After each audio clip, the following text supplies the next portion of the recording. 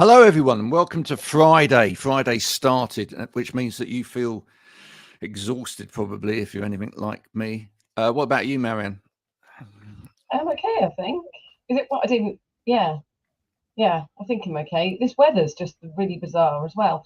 Been good for running. I've started running again, and but oddly, some of the mornings are really cold, and then others it's been. I guess when it's raining, it tends to be a little bit warmer. But I'm getting my youngest into running. He doesn't like that, but it's funny because when he was at school Doesn't the other like day. that. No, Yeah. he's not. He likes boxing, but he's a bit like me. If he knows you want him to do something desperately, you have to work on him. So when he was at school the other day, he got best in the bleep test, agility test or something. So high on that, he said something about running, and I said, "Oh, maybe we could try running, just like round the block, just a little bit." 3 days in a row we've done it now, and that was by working him very gently. There we go. That's the way to get a teenager to do something slowly. Well, I think it's more the way I think it's probably his neurodiverse brain I don't know. I think most teenagers, you've got to go slowly with them because perfectionist. He's to do with being a perfectionist, you see. So he will throw his toys out the pram if he can't do something, or he just won't do it at all. So because he got well in the agility test, that gave him the confidence. So then I thought, okay. So then he said to me today, he said, you said about going a bit further. He said, I think we'll go once more around the block. Then tomorrow we'll try a bit further. And I went, that sounds brilliant. It does. Now listen, while you've been going around the block, have you seen Jenny? No. Oh, I thought she might still be going. Great she might still be going around the block. You know that song's going to go around in my head now. You know absolutely. That. Yeah. You see, I've created earworm already, which is a great thing. We're going to do pets or us in a minute, because just before we came on today, everybody was showing their pets off. I've managed to retrieve mine from his cage, which sounds cruel, but it's not. He just has a massive cage in the office, which he loves to retreat to because he's a sausage dog, and they actually like to try and bury themselves somewhere. I've seen it as well. Yeah. Quite impressive what Trooper does. I've realised that I was never a dog person until I was persuaded into getting our dog. And I say persuaded, that was because I weighed up long hard about, who was going to look after all this kind of stuff. And now when I see sausage dogs, I'm like, my God, I'm really in love with them. Every time I see them, I'm like, oh, like they're so lush. Obviously, you're my favourite, but something about them. Something about them. They got massive personalities for something very small. Because there's something about you, baby. Anyway, we're enough of the 1980s music. What we're going to do is we're going to bring Kate in, who's our special guest today. We're definitely going to talk about ADHD today. We're definitely going to talk about neurodiverse ways of doing things. We're definitely going to talk about how a lot of people just don't get it. We're definitely going to talk about how a lot of people need some education around it. And we're also definitely going to talk about dogs and cats today. So here's Kate. Hello. Hello. And here's Mr. Poppet. Right. So there's Mr. Trooper. And we've got Poppet and Lottie. Look at them.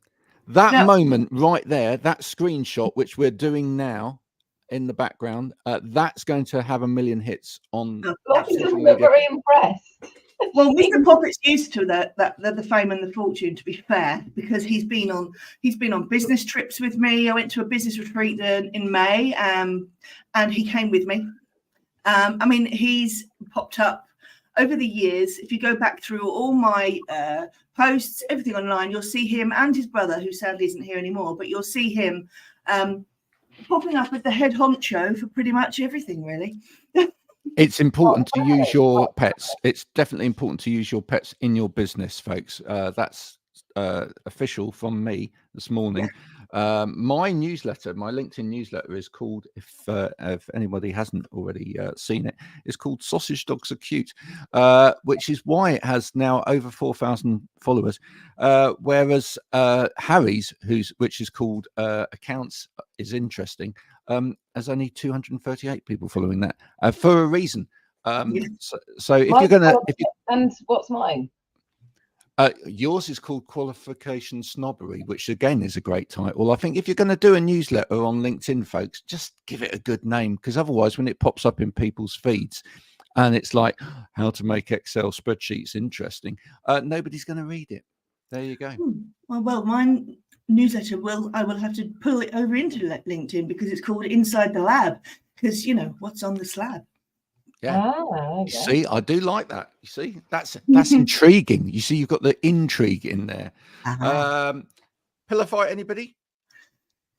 Well, Mr. Poppet's Kate's got got on very here. Kate's I got have. It's the world, because then if you sit on it, you're always sitting on top of the world. But Mr. Poppet is sitting on it at the moment, so the world is his. I like Perhaps we should start with Kate introducing herself. I think that would be a great idea, because people are now thinking, oh, do you know what? These people are just talking away, etc. And we don't know who Kate is yet. So we ought to give you a moment there, Kate, just to introduce yourself and tell us a little bit about who you are. This is my moment. Sorry, this song thing just pulls into everything, doesn't it, in your mind? I'd like to thank my friends, family. Sorry. I'm Kate Whitley, and the ADHD Business Lab is my baby. I do lots of other things as well, but mostly because I have an ADHD brain. And I like to help support everybody else who has one as well, best I can.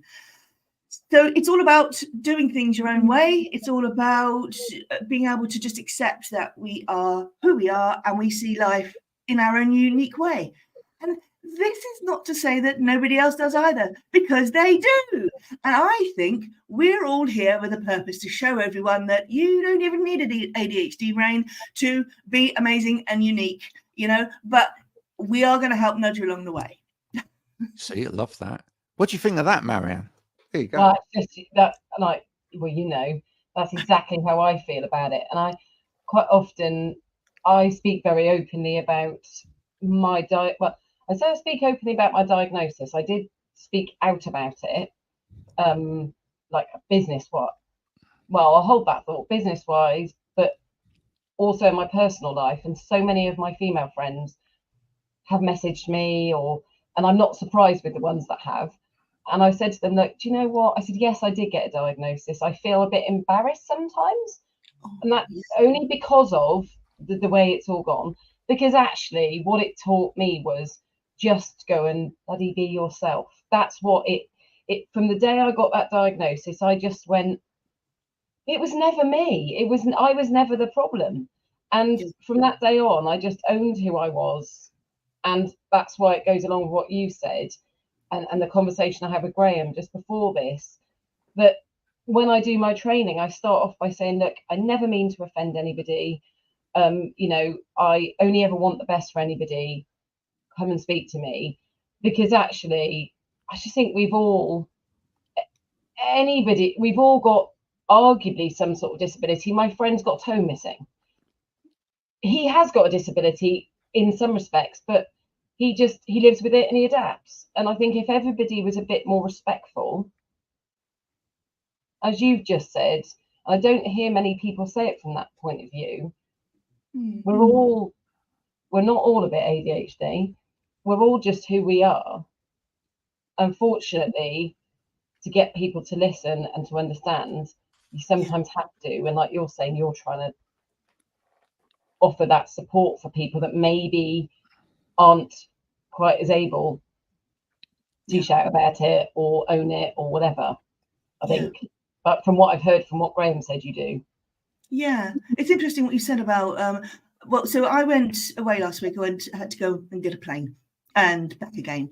And so for the very first time, I wore the sunflower lanyard, because I felt embarrassed. I won't lie.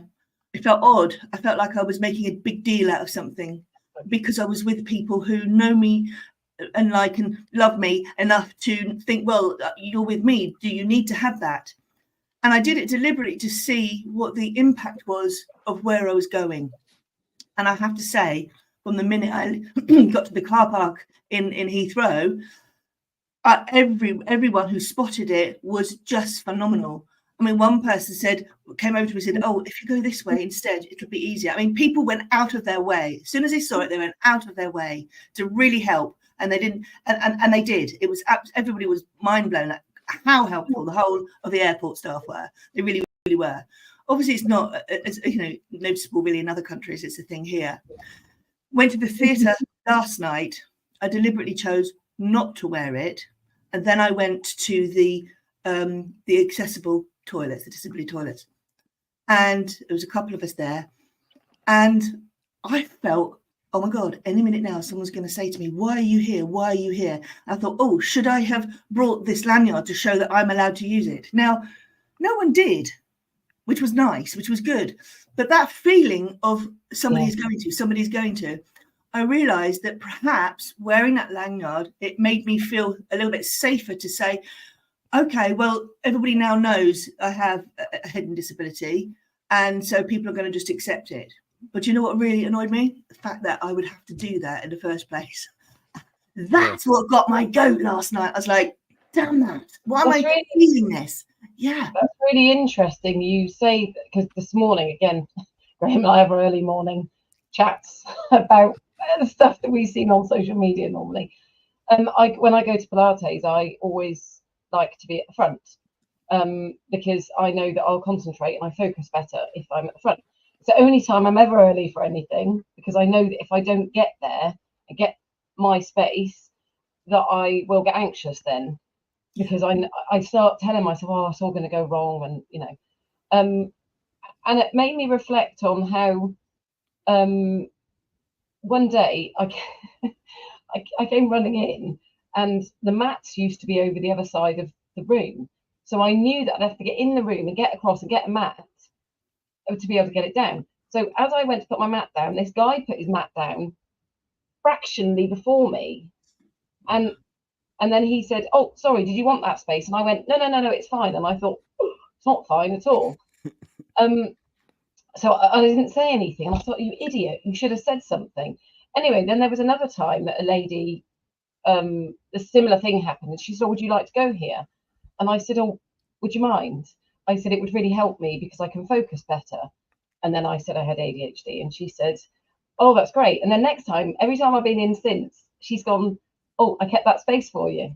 Oh, that's lovely. And I just thought how, and I've talked about this quite a lot, how I think there's lots of training around this, but I think it's about everybody understanding that the person that's got the disability, if you want to call it, actually making other people aware, but not in a shouty way, just in a. And so actually a lot of people say to me now, there's another lady I go next to, she said, "My friend thinks she's got ADHD," and we had a long conversation. And actually we've all got funny quirks and quips, and that if we just start being a bit more respectful, like you said, how rubbish that we have to wear a lanyard to not be fearful that someone's going to tell you off. Well, I want to come back on that lanyard thing in a minute, because I'm going to tell another Southwest airport off for that. But yeah, for me, and I do wonder whether it's part of the ADHD brain thing, but I do think that a lot of people with ADHD are much better at looking outward than other people.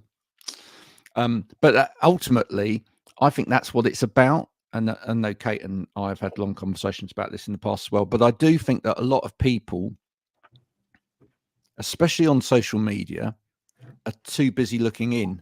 They're just too busy being egocentric. And I don't mean that in the means of, although some are, that everything they're posting is me. But when they are giving advice, or when they're, you know, saying, "Oh, well, I do it this way," or whatever, their starting point is, that's how I would do it, as opposed to, perhaps it'd be interesting if we could all learn something here. So they could say, "Oh, actually, in the past I've done it this way, but why are you saying that actually there's another way of doing it? Actually, could I learn something from that?" Well, And there's a massive, and that's why I always say I have a massive problem with assumptions. Massive problem with assumptions. what 'Cause about it just, one about the DM one that I said? Someone shared something about things that you absolutely should not do. So straight away when I read those posts, I go into and one of them you was never understand those posts. You never understand those posts. they anger. As soon as I see them, I think if I was your potential client, maybe you'd laugh behind my back about how rubbish I am. And that this one was about sending what things you shouldn't say in a DM. And one of them was, what do you do? And I responded back with, and it said, oh, all of my information's on my profile. And I said, actually, for me, sometimes I have to message somebody because whilst all of these creative explanations about what people do are great, I'm like, can you just tell me in a sentence what you actually do? Well, that's making the assumption that someone's brain is going to say, clearly, before I DM someone, I'm going to go and look at the rest of their profile. Right? Clearly, right? Some people's habits in terms of, let's call it habits, in terms of the way that they scroll through information will just be, oh, that's interesting post. They read the post. They won't even look at the profile at all. They then start to message that person because they feel, oh, that was interesting. I'd like to talk to this person. They haven't looked at the profile yet. That's just the way their brain works. That's their prerogative right? as well. Yeah. Now you could say, that person says, it might be thinking, well, why should that person assume that they can just start DMing me like that? But at the same time, they should be also thinking, well, do I understand where this person's coming from? Why not just engage in conversation first? Why not try and find out a little bit about them? Maybe you'll find out that actually, they mean incredibly well. Maybe then, but you can also kindly signpost them to your profile as well and say, actually, I'll tell you what I've done is if you go and look through my profile, that will give you a host of information about more information about what. Yeah, go and take. I'll tell you briefly what I do, but it was the other one about how people like to communicate. I think somebody I read said, don't bother sending me voice notes because I'm not even going to engage with you. And I'm like, as a customer, I said, so I then said, well, actually, maybe the other person, for whatever reason, only does. But if you kind of word it in a way, you might say, actually, I said, well, then you could lose that customer if it is just because it said something about, I think you had to schedule a call with that person. And I said, but different people will do things I often like to message someone first to say, is it okay if I ring you? Because I always panic I'm going to interrupt them. Yeah. They will then sound like they're annoyed. I'll get some kind of RSD going on, and then I'll think, oh God, it's all gone wrong. So I just message, well, very quickly on that side, and then I'll let Kate come in on this because I know she's dying to come in and whatever. But very quickly, I would get in big trouble with any of my visually impaired clients if I said they couldn't use voice messages, because actually that works really well for a lot of people with visual impairment, right? They don't want to be scanning text and putting it into a reader every single time. If they can just press a button and listen to my voice, it makes it much easier for them. And culturally, in my previous role, I dealt with someone in China, and actually in China, a lot of people use voice notes. It's actually culturally quite appropriate way of dealing with messages on the phone. I think you just have to work out, don't you? What, like I said, I've taught blind students before, and I've just said what works for you. And as I've said before, like Graham, you like to get somewhere early. I'm there by the skin of my teeth. But if you said to me, you need to get there early, I'm going to say, well, my fear about being early is being bored. So if I go with you, I'm not going to be bored. So actually, it's about compromise. And actually, the Pilates thing, if I knew somebody that was blind or had a hearing impairment came in, every day of the week, I'm going to let them go there because you know what? Okay, my experience might not be as good, but I'll be okay. Yeah, absolutely. This time next week, Kate? Yeah. This time next week. Well, in the olden days, right, when according to my granddaughter, everything was sepia for me. Thank you. Yeah, not even black and white, darling. In the olden days, we had these things. Now, I don't have one here for obvious reasons, but you pick it up like that, and it looks a little bit like that. And you tap a few numbers, and then as time went by, you tapped a few. And then if they weren't there, you'd leave a voice message, because that's the only way that you could get through to people. And so there's a lot of us out there who see it just as quite simple as that, right? We're just leaving a message. Now, sometimes I wake up and I'm like tappity tap, tap, tap on the old phone. And other days I'm like, why are my fingers not working? Did my phone become smaller overnight? What the hell's going on? So I'm like, apologies, I'm voice noting. I had the fat finger. I'm having a fat finger day, right? Or not being able to get there to there. Yeah. But also, if I wanted to message someone out of the blue, and I thought, today I'm having a voice message day, or today I'm having a DM day, I'm just going to do it. I've now realised I'll do it my way, because before you burst into song there, Graham. Because if they don't like it, then they are not for me. Yes. And I know that not everybody likes me. It's hard, and it's hard to think, well, could that be true, Kate? But apparently not everyone does like me. And you know what? I've finally become okay with that, because I realise, hey, I don't actually like everyone either. Exactly what I say. I used to stare with Marmite. I'm not actually Marmite. But you know, the other thing is, the other person could just say to you, without causing an argument or offence, oh, I don't really do voice notes. Is there a chance you could just, like, it's as simple as that. Instead of being offended and upset and I'm not dealing with you, just say, it would really help me. To which you'd probably say, yes, I can later. Just give me a few minutes or whatever. Yeah. I mean, if I'm really, somebody really wants it, they do have devices on your phone where you can actually just press it. You can still speak, and it will type it for you if they prefer that. So it's not like we don't have the options, is it? You know. It's really interesting, isn't it? I mean, and that has a massive effect. I'm going to bring it back around to social media, because obviously I live in that world. But it has a massive effect on how people interact with social media, because you do feel like one of the things that's really causing companies a big issue at the moment is how to navigate this whole kind of more personal approach to social media, because they're terrified of anybody within their audience not liking them. But at the same time, by being as bland as they are, a lot of them, nobody likes them, because they're just seen as boring, absolutely boring. Oh, they don't even know they're there. Yeah. Which is even worse. Exactly. Hey, can I just say that I love you already? So there you go. Oh, Mary. Well, ditto. You're a my person.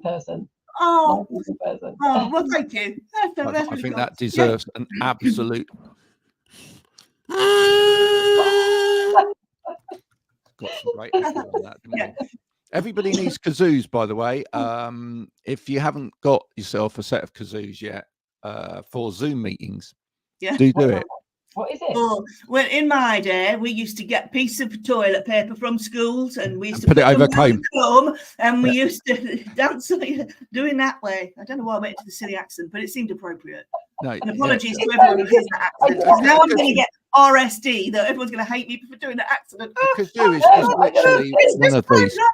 I can't live. It's just like a double opened pipe with a little hole at the top, which has got like a little filter in the top. And when you suck into I do love the fact that you said about this. you get that kind of noise. The biggest thing for me was just accepting exactly what you said. I used to panic people wouldn't like me, and I people pleased. And one day I went, you don't actually like most people, Marianne, anyway. So this is really great, because this is just going to absolutely. So now I just say to people, sometimes you've got to change your audience, and sometimes you have to change your cast members. And it's just so true. Yeah, and on social media, when you have an ADHD brain, a neurodivergent brain of anything, right? Especially when you're newly or freshly diagnosed, however you want to put it, you're going through all the whole, I mean, I went through grief. I'm still feeling grief, I think. I've been through a whole range, I mean, emotions, backwards, forwards, backwards, forwards. And not only am I trying to navigate my way through social media like everybody else is at whatever level of business you are, and because things change, trends change, keeping up with that. But I'm also trying to, I still have, it doesn't care what anybody says, I still have that perspective of how I will be seen. Now, we do need to have that because we want to put across a message on social media. So we are wanting people to see us in a particular way. But here's what Graham said earlier. It's the assumptions, right? Yeah. It's that I am assuming that people are going to understand that message. And then if they don't, some people are not necessarily seeing it as a them thing, that perhaps it'll change the message slightly or tweak the message slightly because of the interactions that then happen. And so I have had to do that. I do it as a review. I always use each post as to sort of who's commenting, throw out one comment, and suddenly people from, you know, years and years ago suddenly pop up. And I find that really, really fascinating, interesting, because it gives an overall picture of who is liking the types of posts, which is not mostly, if we're going to put out any type of posts to do with selling anything or talking about those things, unless you've got a really big audience, a very engaged audience anyway, most people are going to just go, oh yeah, that's great, or they're going to just ignore it, even if they know, like, and trust you, because actually they've seen it before, they've already bought it, they're in it. So just because that's not getting all the engagement doesn't mean no one's interested. And that is where it goes and eats into your brain. It's like, oh my God, no one cares. Well, do you know what? Quite frankly, quite often no one does care, you know, about that type of thing, because the way that people write it, and oh my God, aren't there so many ways to write something? And doesn't everybody have the right way? You know? I think probably for you, I know for me, and again, I talked to Graham about this earlier, I've now learned, I was probably, I'm going to say egotistical, but it was because I didn't really understand my brain. Whereas now, oh my God, my neighbour has just decided to drill something. Where's my mute? Oh, there you go. It's all right That's now. fine. Mute me. Yeah, Wow. Wow. That's no, Yeah. look, let's just take a moment there. Right, let's just take a moment to appreciate this. It's a bit like I don't know anyone that's been following maths, Married at First Sight. Paul was sitting there on the couch at the last sort of commitment ceremony, and he goes, "Now you just need to sit in the moment there. Just take that moment." Well, we're just taking that. Don't worry, because we're just going to sit in that moment with that noise. Well, let's appreciate the fact that they absolutely didn't care that they did that noise. No, in that moment. I know my office is here. Yeah, knowing that your office is there. There they go again. Wow. Wow, wow, wow. Any minute now, Kate's going to open the window and go, "Shut up!" Is that in a northern accent? Will you please be quiet? That's unbelievable.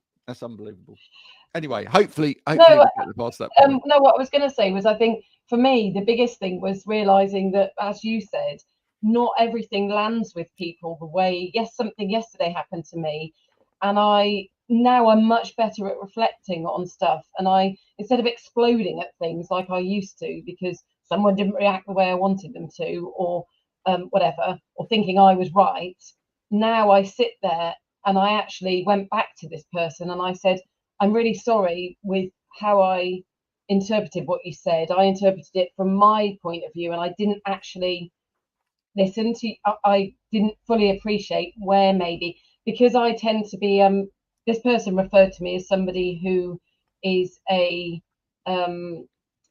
boiling egg. So I'm like, when I feel things, I'll say it. I literally say how my feelings are, probably the same as you. I'll say how I feel. I don't hide my emotions. My face says it all. And yet this person said, I'm a bit of a simmerer. I'll go away and I'll think about things. To me, silence is, I don't give a damn. I'm not bothered. I've forgotten about you, you know, that kind of stuff. And I said I interpreted it from my brain because mine doesn't. If I've shut down, I don't care. Like if I stop talking, you're going to know then that I don't care. So when I was thinking about this person, I was interpreting their behavior as how it would with me instead of looking at them. And actually a while ago, something happened and I asked a question to something on social media. This person reacted to me not particularly well. And actually I know what happened. They maybe felt insecure. Had they known me, they'd have known that that was never my intention. But I didn't. And again, we just talked about this just before, because Graham said maybe I was being attacking. And I said, but it was never meant in that way. It actually wasn't meant in that way. From me, I literally asked a question, but the way it was received in the biased way that they may have been taking it. And I think that's where so many things explode on social media, because we don't consider how the other person might be. So I'm getting better now at the way I ask questions. And I think those people that are, like you say, people that have got ADHD, I think there's many people that have it, maybe want it as a badge of honor, maybe like, look at me, I do things my way. And there's other people, possibly like you, Kate, maybe like me, who say, okay, my brain's a bit different maybe than some people's, but I just read your thing on there and then I lost my train of thought then. I want to say, classic moment there of distraction. What was I saying? What did I say? See if you're listening to me. No, you were saying about how you feel when other people they speak to you, and you've got to take on board the fact that they have misinterpreted what they were saying. Because I was lining up for a response. So I'm going to go back into my maths thing again here, right? And because one of the things that again they all say on the experts, they say, do you know what? That's learning right there, and it is. You are. The thing is, you're learning. That's growth. There you are. That's great. No, that's what I'm saying. That's what I'm saying. Let me speak so I'll forget. The people that have it, that when I say want to use it as a badge of honor, what I mean is I've got ADHD. This is the way I am. Whereas I'm like, okay, but I'm trying to navigate in a world that it's not just me in the world. There's lots of other people. And so generally what I do now is I'll say the whole being late thing and the negativity around that. I now will say to people, look, I might be late. Please know that it's not because I don't care and it's no reflection on you. It's just that often I do get time blindness. Because I think if we educate people about how our brains work, then they maybe won't make the assumptions, because I can't bear that assumption about the time thing. Is there too much of that out there, Kate? I think. Oh, good, yeah. Is there too much of it out there that actually, in a way, you know, people need to be a little bit more honest about all of this stuff, because, you know, I'm not sure that it really helps when you have people championing neurodiversity in a way where they go, this is brilliant and I am brilliant because I am neurodiverse. You know, actually being really honest about it and saying, this is poo most days, actually. There are things that are really great about this, but there are lots of things that are, and actually what I'd like to see is people that are neurotypical doing that a little bit more as well, because I just think sometimes a lot of people that are neurotypical are just like, well, you know, this is, and that's what I was saying earlier. They come onto social media and they go, well, my way of doing it is this, as opposed to going, can we learn something here? Or what works for you is a simple question. Totally, which is, but I think we're all like that. I mean, I know that I'm very open. That the map thing, I always now say, but what I then find is everybody around me says, oh, I like being at the back, or I like, so the whole, I think when people do say, isn't everyone a bit, you can take it as an offensive thing. And I think diminishing just how difficult it is isn't good.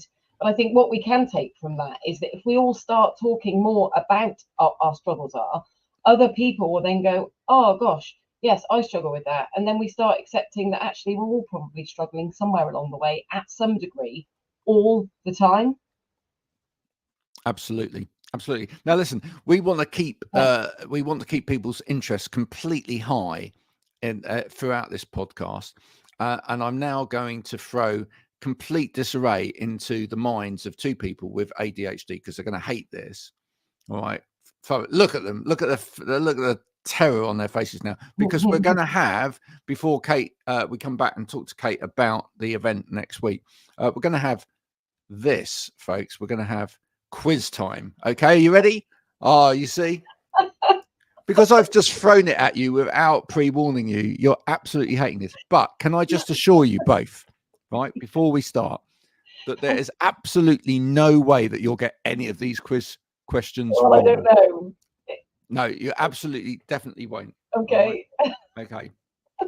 So Kate, you will need to have your microphone on for this as well. Okay.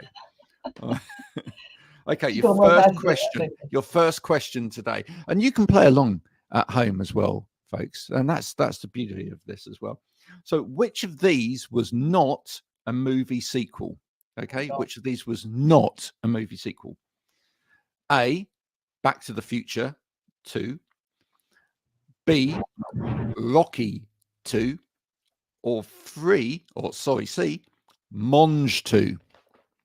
Which which of those was not a movie? Or you mean Mango 2? Well, it depends, because the Monge 2, I like Monge 2, and if I've asked for second, then I've had my own movie sequel. Yeah, I want Monge 2 to be a movie I've got sequel. some in my fridge, actually. That. I did get stressed about the question, to be quite honest, and I shut down when you asked the question. I love a pub quiz. I'm on fire. As soon as I hear the word quiz, I'm like, get me in there. I know everything. And if I don't win, I'm going to be like, okay. I'm the complete opposite. Okay, I think everyone realised that it was definitely not Monge 2. Okay, here's the second question. Which of these makes ice cream? Is it Ben and Jerry's? Is it Tom and Jerry's? Or is it Mork and Mindy's? no. Anybody? See, I didn't listen to the question right. I thought you said which one doesn't. Which one doesn't? No. And I thought, which one does? Which one makes ice cream? It doesn't. And then I started panicking. So I thought, I'm sure. So see, what we're doing here is we're really getting deep into the inner workings of the ADHD brain. I don't listen properly.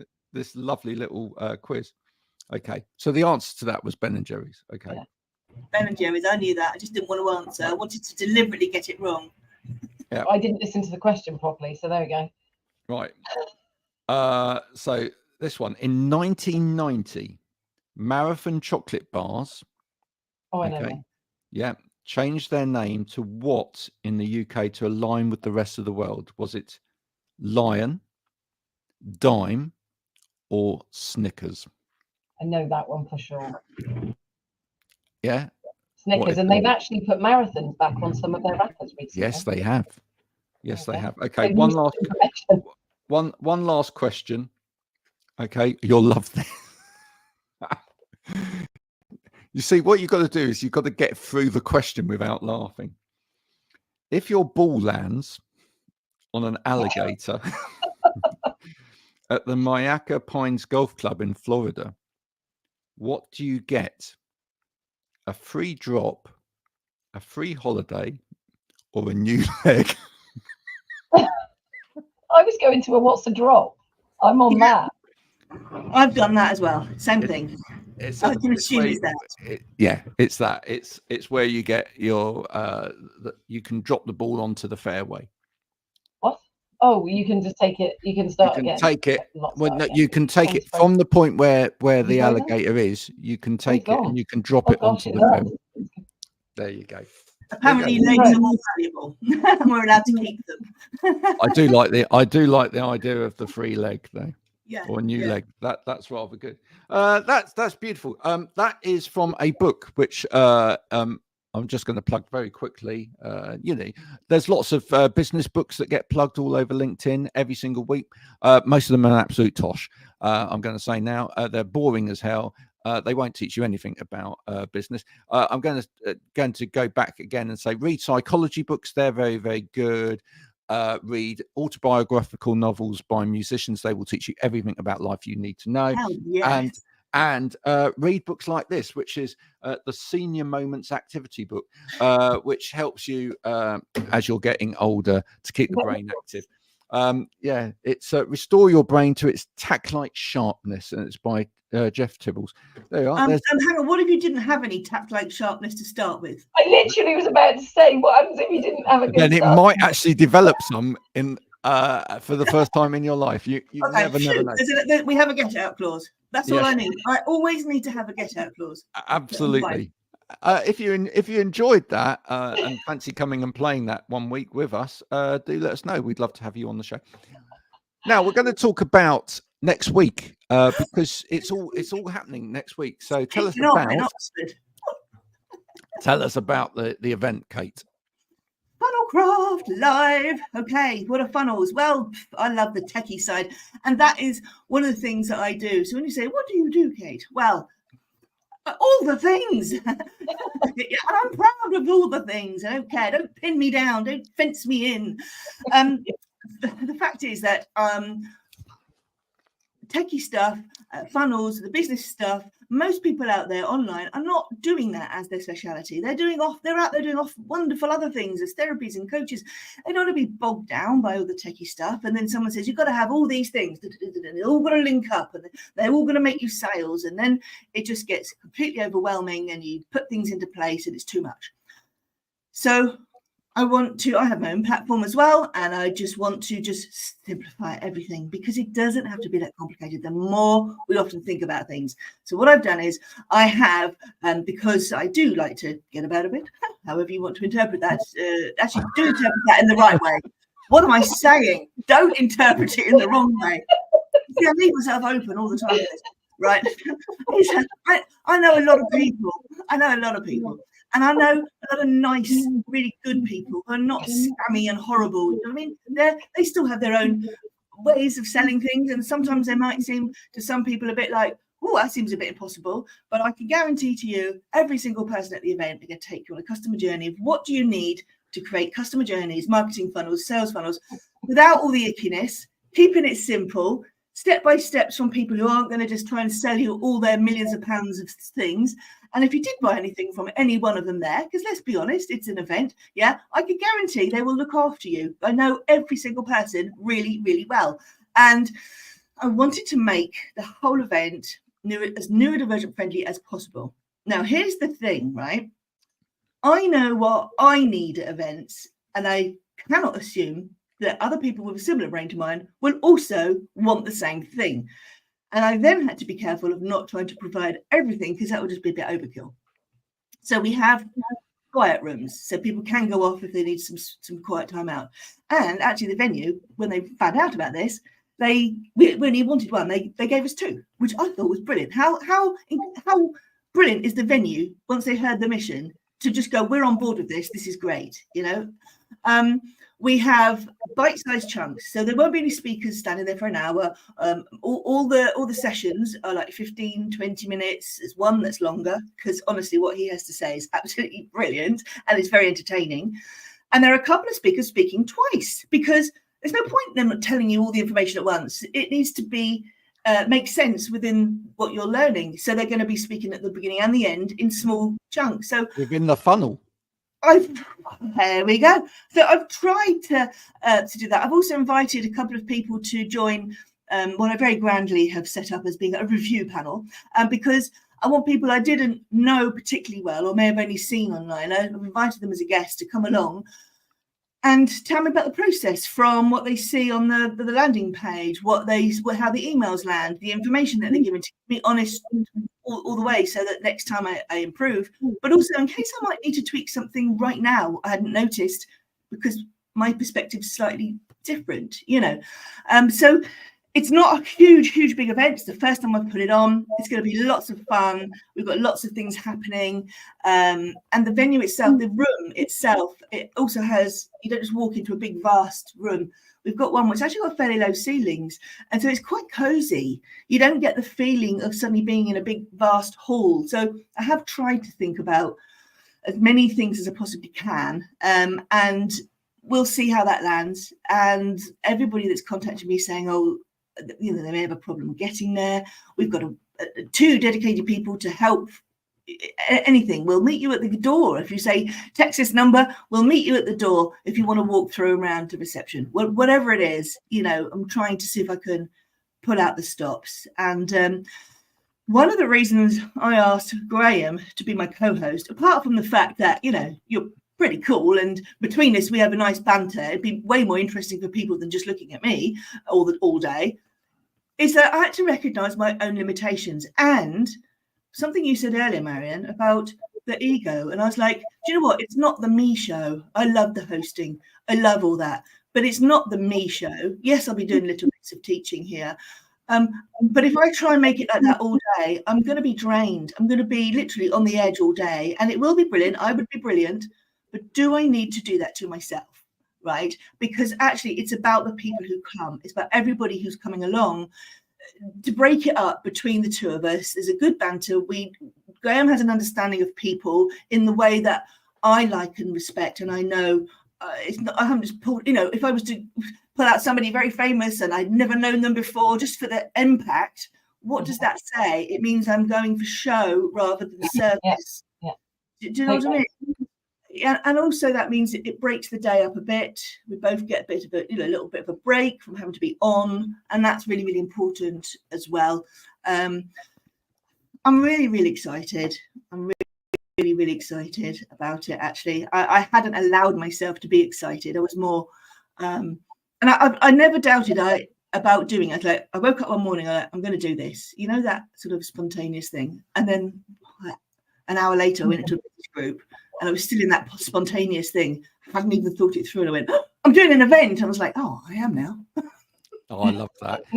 Tell the audience who should come to this. Well, if you are somebody who wants a nice way of learning how to create beautiful customer journeys that nurture people from when they first come into your world, from when they first comment and know and like you and have those conversations on social media, it's like, what happens next? Nobody wants to be, you know, spammy McSpammerson. At the same time, people don't want to be icky McIckyson, you know, when we're trying to sell stuff. But we also need to make money in our business. We do.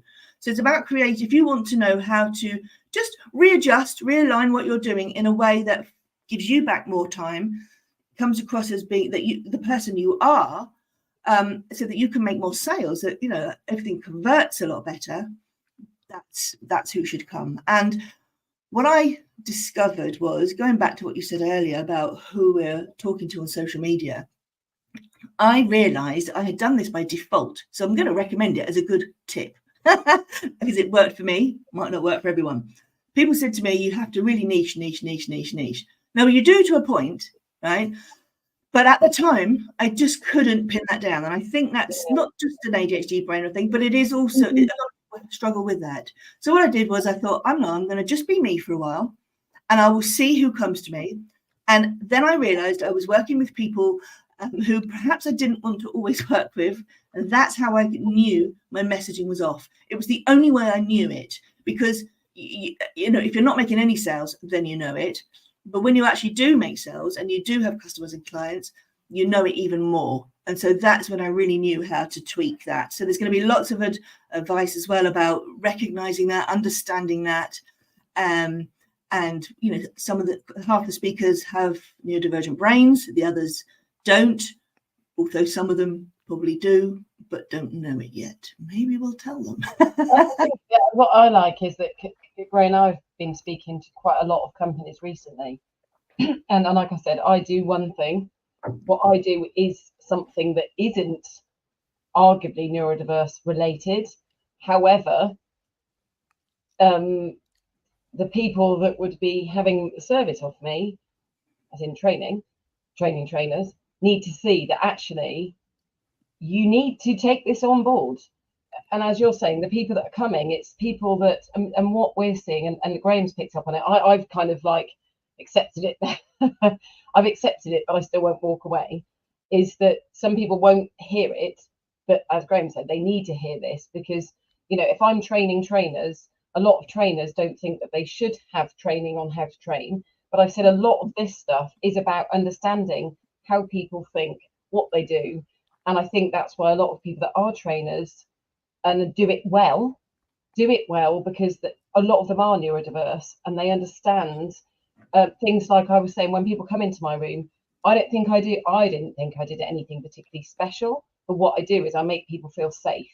Yes. And that's one of them, and I don't try as such. And I think that's what you're saying, the people that are coming, it's about them kind of getting away from their egos, that even if the people at the top say we have to do it this way, it's like, well, doing it that way isn't necessarily going to bring you the sales in, and it doesn't cost that much to make those changes. I think there's there's a massive similarity between the two of you, right? In fact, in terms of what you're offering and what you do. And the massive similarity is that actually there's a lot of you interact with a lot of people who probably have ADHD, but have ended up doing something, but actually not doing it right because of actually the way that their brain works. But actually the things that you both do really, really well. So Kate, with creating these funnels and creating this business path, that actually in a way kind of goes against ADHD, right? Because it's very ordered, but actually what you've seen is some control that you can gain back through that. And I think a lot of people, I never understood what the funnels were, because it was all explained. No, exactly. And Marianne, it's the same with you. You want to teach people how to do training properly so that they're not missing parts of that process, right? Which is crucial. However, what you find is that a lot of people with ADHD will start a business and go out and sell and whatever, and some of them might be quite flamboyant, and therefore feel I can do sales or whatever, but they'll be missing because they haven't got their pipeline in place properly or whatever. They'll be missing whole tons of it. Marianne, you'll be talking to people, even people, dare I say it, are training managers, places who have got there because they're neurodiverse, and they've been very good at the people empathy bit, and they've worked their way up and whatever. But there's probably still gaps in their training because they've never had that formal training in it. And one of the things I said to you is I bet half of that is because actually they see it as kind of an education thing, going back to school, and they probably struggled at school, and they probably felt, oh my God, it's going back to school and it's another exam and all of that sort of thing again. Yeah. Right. But actually, people, there's a world out there of neurodiverse people that actually need to hear this stuff. They do need the structure, otherwise they will go off at a tangent and it will get lost.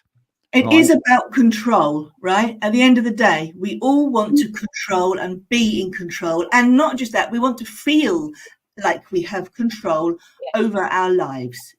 And we all know that we have to compromise in all different aspects and areas of our life as to the element and the amount of control we can have. Okay, so it isn't, if we're having being taught something, it isn't appropriate for us to just jump in and be always the one. I want to know this, I want to know that, interrupting all the time. That means that actually we want to know all the stuff, and we're trying to do it because we want to control stuff, but we have to compromise and hold ourselves back a bit, because we're with other people. We have to be compassionate. We have to understand that that's not necessarily appropriate behavior, right? And so that's one of the things that's quite difficult for ADHD people. We do like to quickly get out what we need. So it's something that might be a little bit difficult.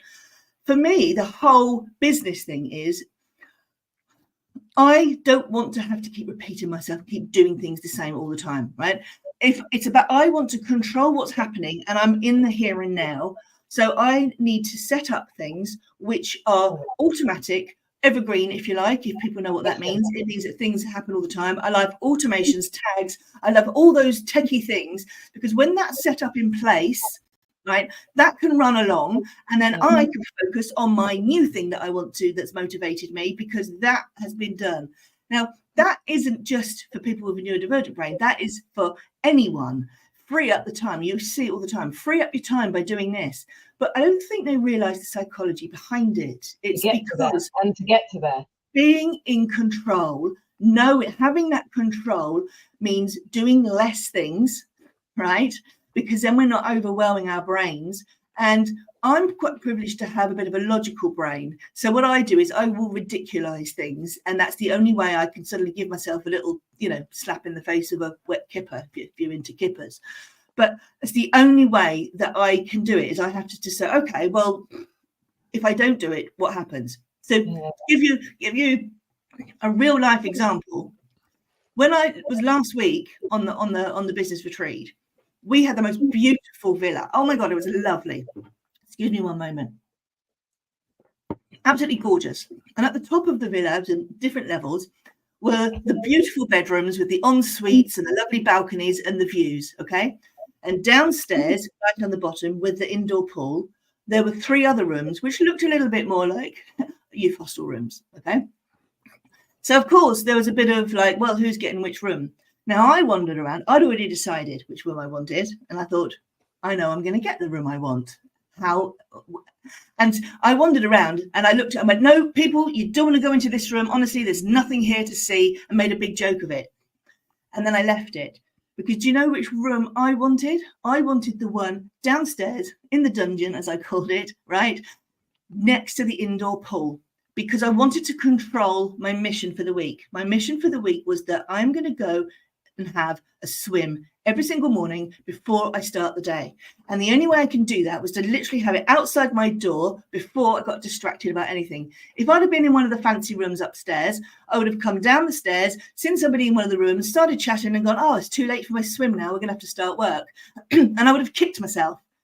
And so I thought, I don't need a fancy view. What do I need this week? I don't need a view to make me feel better, because I can still go up there and look out of the window, quite frankly. If, let's be honest, I can walk around the corner and see a view if I want to see a view. It's just ridiculous this and tell it for what it is. I'm not going to suffer for the week because I can't see one. Now, there was somebody who had been there who really did need the view. They needed some space. They really did, and it helped them just feel calmer.